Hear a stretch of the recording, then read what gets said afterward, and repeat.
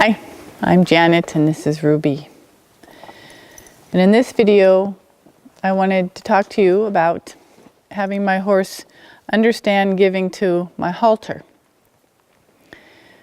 And this is an exercise that I would do early on with the horse to make sure that they understand giving to the halter before I go on and do a lot of groundwork. So I'll show you this first exercise that I think allows me to focus just on my horse giving and not having her move her feet. So I'm going to stand next to her, and then I'm going to wait till she settles. You can pet on her if you want.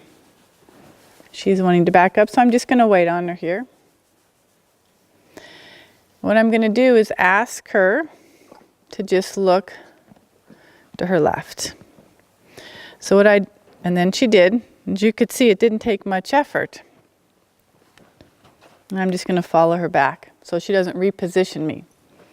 She's wondering why I'm here.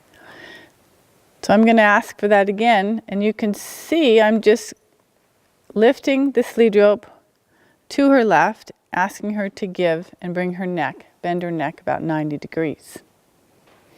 And when I have that going really well for me on both sides, then as I go on and do some other groundwork, and I'm adding on, I know that I'm not teaching two things at once. So I'm going to go then to this side, and I'm going to ask her to bend her neck. As you can see, I've got a little dog there running around. And I'm going to do that again. So you could see how light she is. And you might not be able to see it from here, but when I lift, this actually is bending a little bit, so there is a tiny bit of pressure on the off side, and that's what she's responding to. There's a little more pressure. And then she gave. So before I move on, and here she's a little distracted. If you can hear, our dogs are barking from a distance.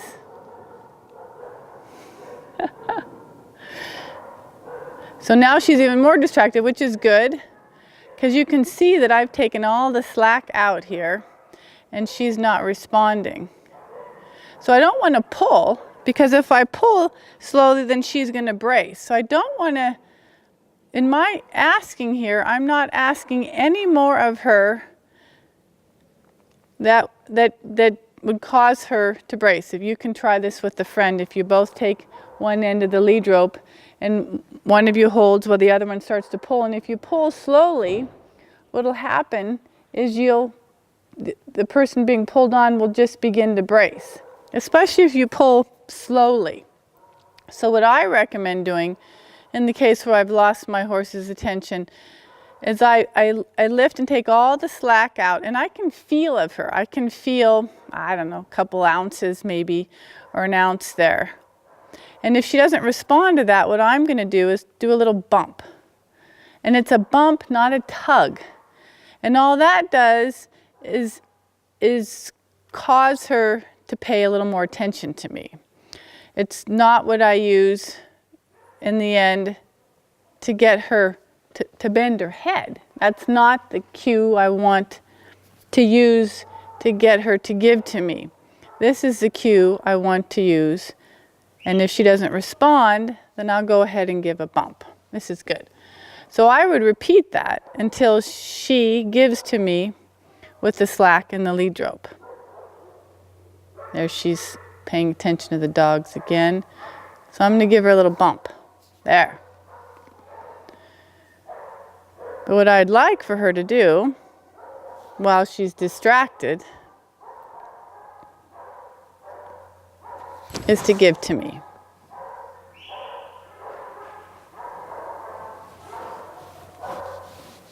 There.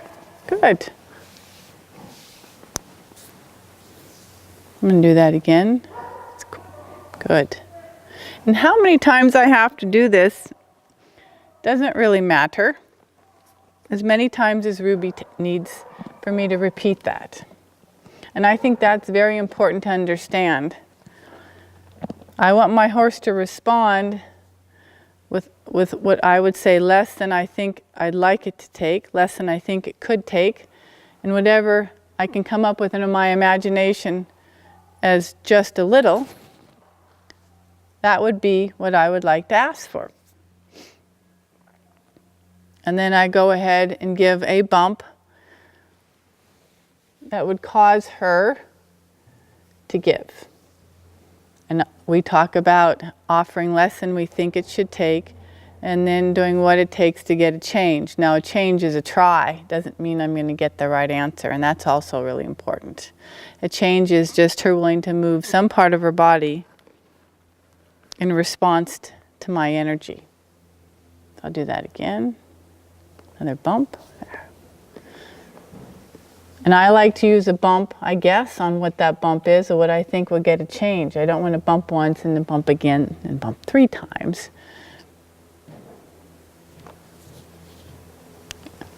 And you can see, even though I bump once, that I still always ask with less than I think it should take. Very nice. No matter what, even if her head is gawked and she's looking off, I'm still always going to ask with less than I think it should take. Always. Because I want to give her that opportunity to respond to that. And I want her to know that I will always ask with less than I think it should take. That's what builds trust. So that's one of the first things I do when I work with my horse. And if I have a horse that's green, I'll always start there and make sure that's working really well for me before I go on to my next groundwork exercise. So thanks for watching, and hope you have a great day.